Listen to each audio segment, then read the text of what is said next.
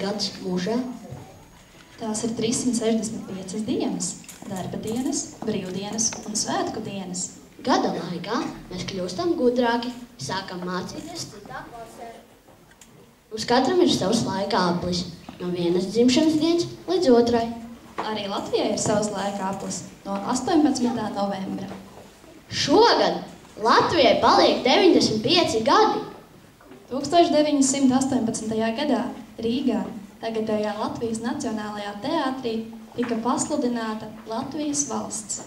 Pirmo reizi vēsturē tika atskaņota Baumiņu Kārļa dziesma. Tā ir latviešu lūgšana Dieviņu. Šī dziesma kļūsi par Latvijas valsts himnu. Dievs svētī Latviju!